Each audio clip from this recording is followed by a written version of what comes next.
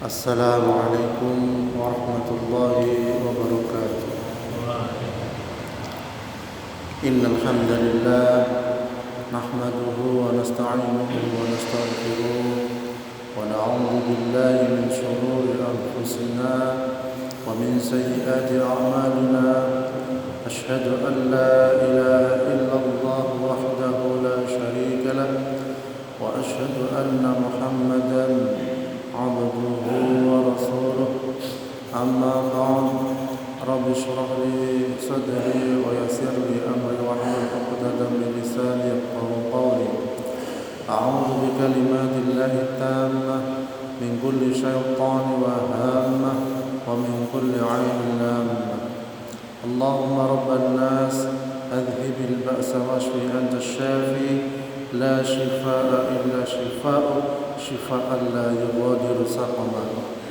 Alhamdulillah, bapak-bapak sekalian yang dirahmati Allah, bersyukur kita kepada Allah Subhanahu wa taala atas segala nikmat yang diberikan kepada kita sekalian. Dan tak lupa, marilah juga senantiasa kita berusaha meningkatkan amal ibadah kita, meningkatkan ketakwaan kita kepada Allah Subhanahu wa taala. Setelah sebulan lamanya kita dilatih untuk selalu istiqamah dalam beribadah kepada Allah Subhanahu wa taala. Semoga amal ibadah kita di bulan Ramadan diterima oleh Allah Subhanahu wa taala. Bapak-bapak sekalian dirahmati Allah, hari-hari ini tanggal 17, 19, 21 merupakan tanggal disunahkannya untuk berbekam, ya. Kapan hari sudah sedikit kita kupas. Jadi tanggal sunnahnya 17, 19, 21 Hijriah. Dan memang kondisi saat ini bagus, kondisi agak panas, ya. Jadi aliran darah itu insya Allah semakin bagus mengalirnya, semakin deras. Dan ketika dibekam insya Allah semakin banyak yang keluar lebih maksimal.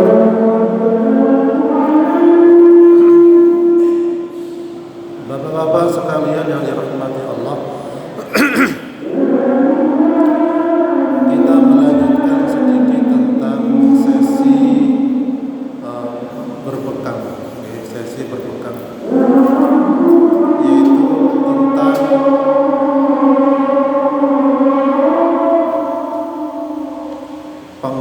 tentang manfaat dari keutamaan bekam dalam Islam. Jadi wonten keutamaannya. Yang pertama adalah sebaik-baik pengobatan bagi kalian adalah berbekam. Saapi-api yang berobat niku bekam. Nggih. Niki saking hadis muttafaqun alaih Sahih Bukhari dan Sahih Muslim. Jadi sebaik-baik pengobatan yang paling bagus, yang paling sae niku berbekam. Kemudian keutamaan yang kedua adalah juga dalam hadis disampaikan kesembuhan itu waras niku wonten telu. Supados tiyang sembuh niku ada 3, yaitu dalam minum madu, sayatan alat hijama atau berbekam, atau sundutan api atau kai. Namun aku melarang umatku melakukan sundutan api. Ini hadis riwayat Bukhari. Jadi kesembuhan, pengobatan yang dianjurkan oleh Rasulullah sallallahu alaihi wasallam niku wonten 3, minum madu, berbekam, dan sundutan api. Tapi Rasulullah melarang tentang sundutan api. Kemudian keutamaan yang ketiga adalah dari Abu Hurairah radhiyallahu anhu, Rasulullah sallallahu alaihi wasallam bersabda, barang siapa berbekam maka ia akan sembuh dari segala macam penyakit. Niki sahih Sunan Abu Dawud.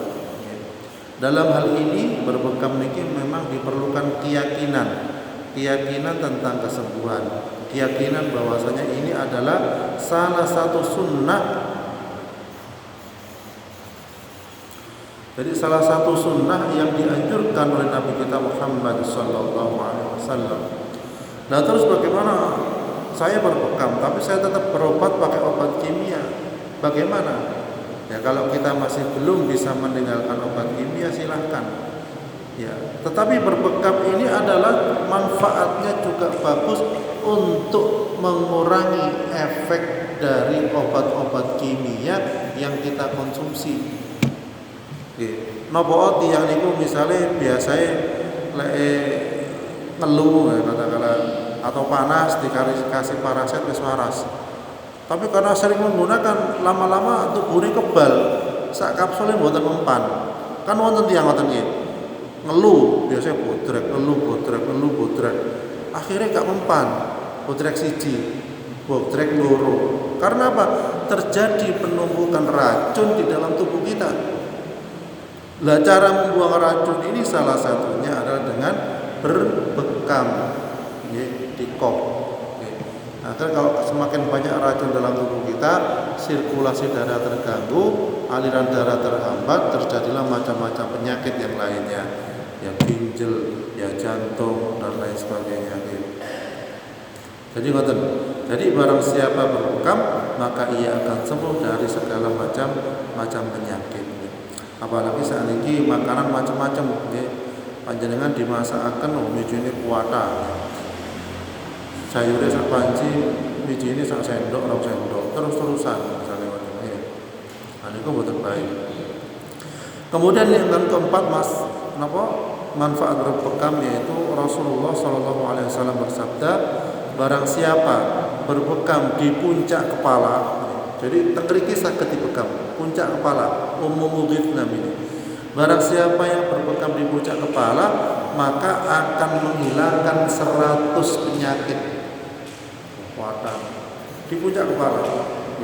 Lebih baik dicukur. Nah, kita cukur paling tidak berapa mili lah, 3 mili, 5 mili.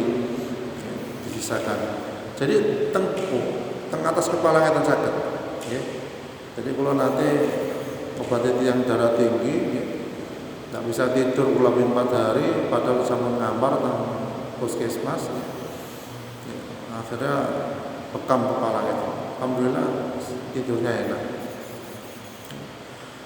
Kemudian yang kelima, manfaat berbekam itu adalah hendaklah kalian semua melakukan pengobatan dengan bekam di tengah tengkuk itu. Hendaklah kalian semua melakukan pengobatan bekam di tengah tengkuk, karena sesungguhnya hal itu merupakan obat dari 72 penyakit dan 5 penyakit gila, kusta, belang dan sakit gigi. Masya Allah.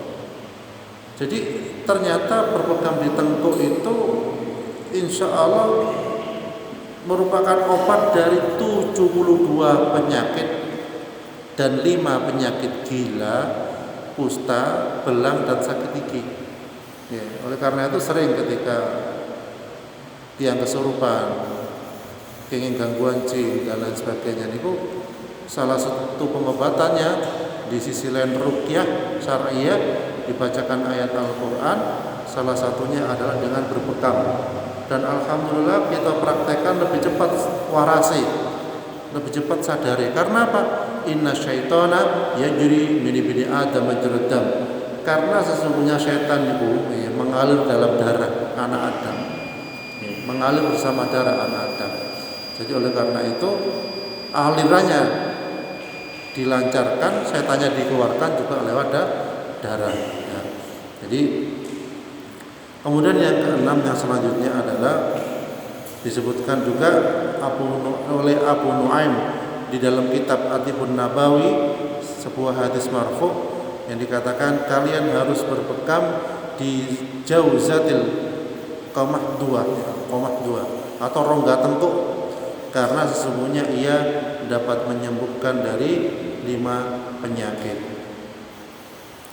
Yang ketujuh, ya bentar lagi selesai insyaallah. Dari Salma, seorang pelayan Rasulullah sallallahu alaihi wasallam bercerita, tidak seorang pun mengadukan rasa sakit di kepalanya kepada Rasulullah sallallahu alaihi wasallam melainkan beliau mengatakan berbekamlah.